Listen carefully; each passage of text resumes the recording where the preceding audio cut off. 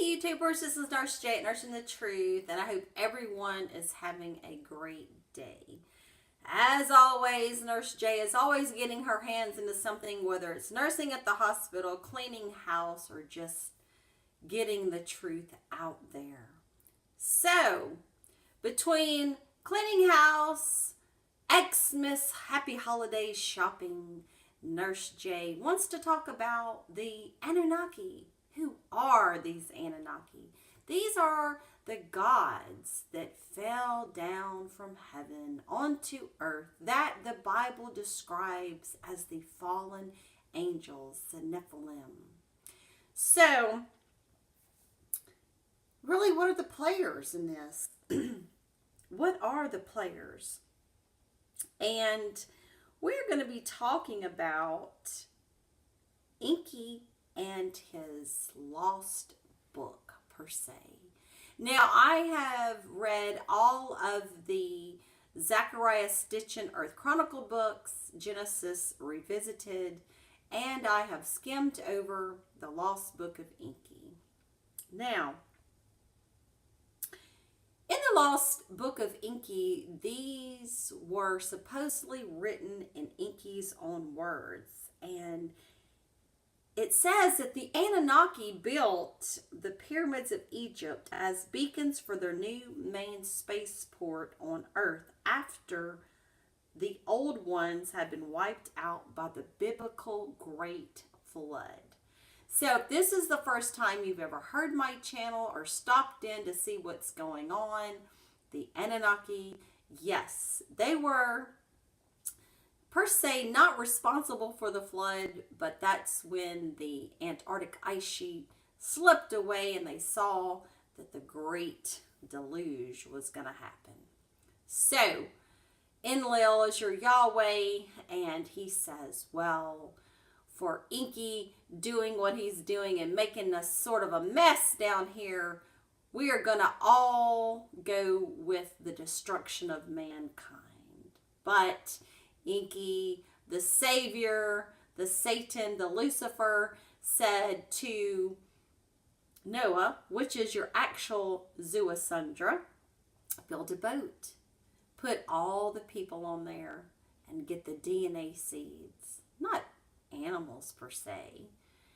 And so he did. And that is your biblical story, my friend. Sorry that Nurse J has to tell you that it is like that. But if you go dig and dig and dig, you will find that about 20,000 tablets was found under King Ashurbanipal's library in Nineveh, and these tablets were deciphered, and the story goes on and on.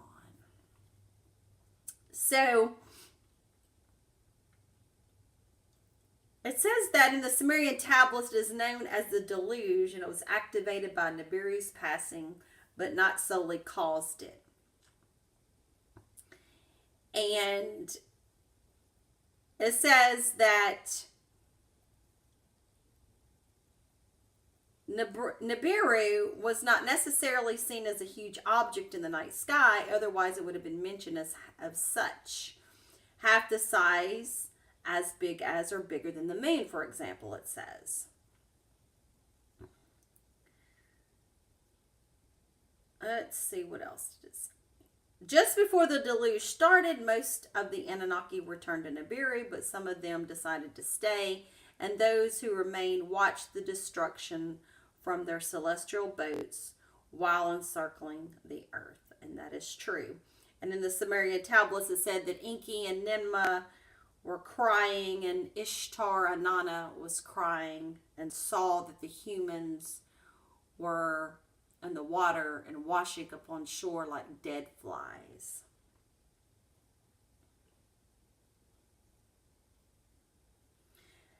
And after the deluge, the reconstruction began with a new spaceport, my friends. And the text describes how the Anunnaki made their buildings according to the position of the stars. And it says, quote unquote, let the heart of the plain the heavens reflect. So did Enlil to Enki suggest. Once Enki to this agreed, Enlil from the skies of distance took measures and indeed the pyramids and monuments of Egypt are aligned to the stars. The Hidden Records website contends that all 50 pyramids in Lower Egypt replicate the prime stars on one side of the Milky Way. He also confirms Robert Bauval's theory that the three main pyramids of Giza represent Orion. However, he identifies a new scale interpretation very different to that of Bauval's.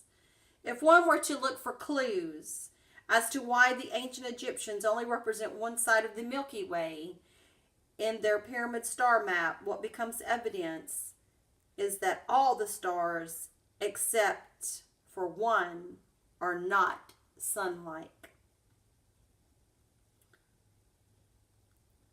Also, it hardly seems coincidence that all except for one monument do they not display the distinctive pyramid shape.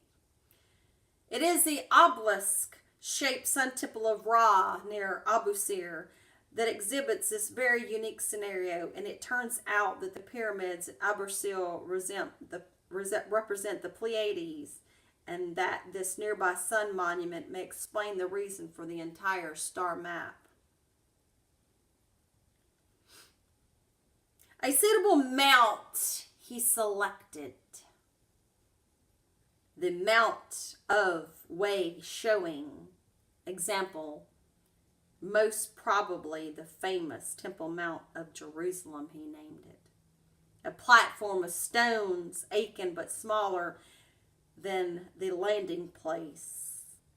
The so-called Temple of Jupiter from Baalbek, Lebanon, where Enlil's abode was also located, to be built there, he ordered. So in the Temple of Jupiter in Baalbek, Lebanon, either Enlil's abode or Roman construction on top of the landing platform, the ancient site of Baalbek encompassed a paved stone platform at about 5 million square feet. Important that Baalbek means the city of the master or lord. Titles being used by the humans to address the Annunaki gods.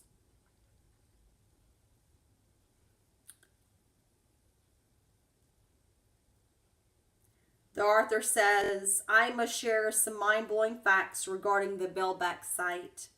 According to qualified and practicing American civil engineers, the Baalbek Terrace is an amazing achievement because of the size and weight of the stones involved in its construction. The platform and large courtyard is still retained by 3 walls containing 27 limestone blocks which have no equal in size anywhere in the world, as each of them weighs in excess of 300 metric tons. One of the 364 long megaliths in the Baalbek Terrace.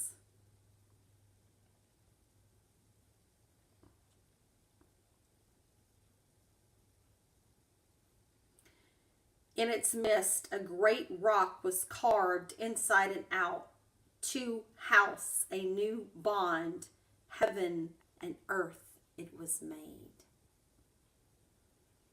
A new navel of the earth, the role of Nibiru, the original Enlil's city in Sumer called Nippur in Akkadian before the deluge to replace.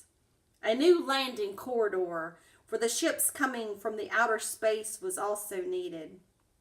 And it said the landing path on the twin peaks of Arata in the north were anchored. To demarcate the landing corridor and Enlil, 2 other sets of twin peaks required to delimit the landing corridor's boundary, ascent and descent to shore. When the second set of twin peaks was required, mountains, they were none. Only a flatland above the water-clogged valley from the ground protruded, and artificial peaks thereon we can raise. So did Ningishita to the leaders say. Ningishita equals son of Enki. He was a master of genetics and other sciences, and later in ancient Egypt, he was known as Thoth. This is the reason why I warned you to be cautious, the reader says, because he feels that it is an Annunaki deception. Well, that's funny, because I have my own feelings about Thoth, as people know. And it says, the construction of the artificial mounds, the great pyramids of Egypt. It says, on a tablet the image of smooth-sided skyward rising peaks for them he drew. If it can be done, so let it be. And Enlil with approval said, let them also as beacons serve. On the flat land above the river's valley, Ningishita scale model built, the rising angles and 4 smooth sides with it he perfected. Next to it, a larger peak he placed, its sides to earth's 4 corners he set, by the Annunaki with their tools of power were its stones cut and erected, beside it in a precise location, the peak that was its twin peak he placed.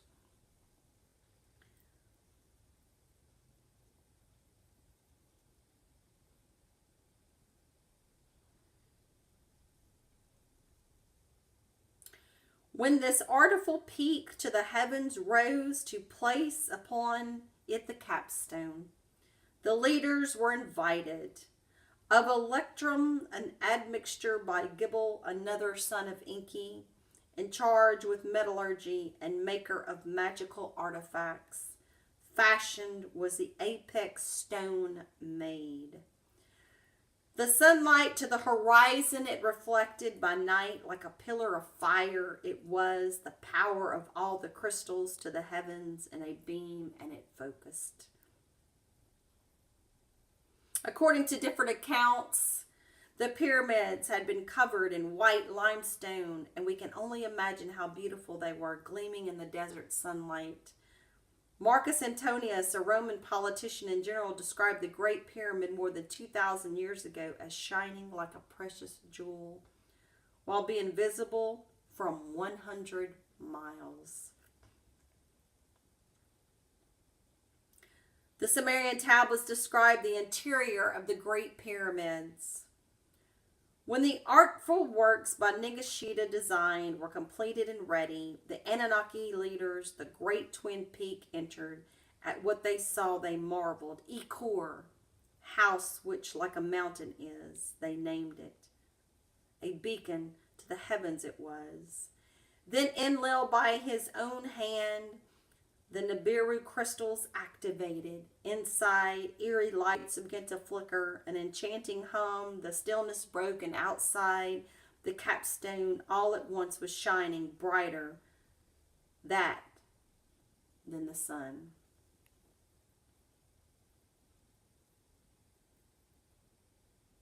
While the Anunnaki were still celebrating the construction of the artificial mounds, Enki offered a suggestion to his brother Enlil.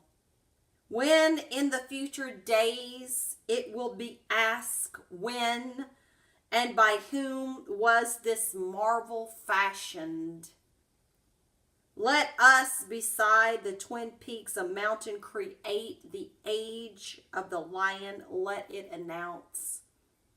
The image of Ningishita, the peak's designer, let its face be. Let it precisely toward the place of the celestial chariots gaze.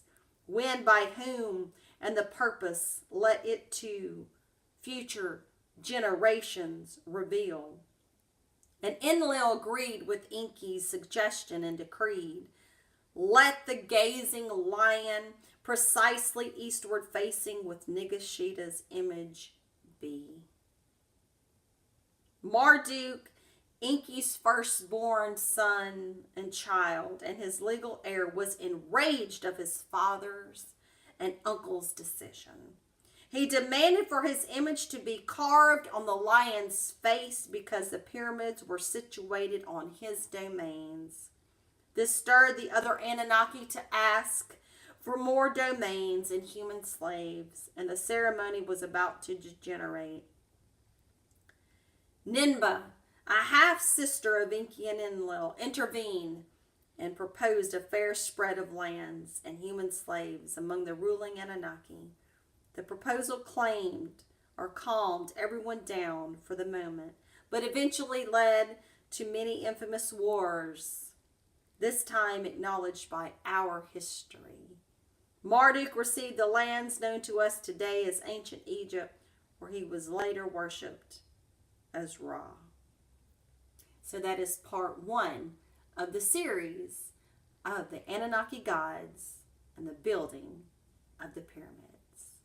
Hotep and Ashe and God Thoth, God Anubis, and Goddess Bastet says, always seek the truth, my friends. We'll see you later.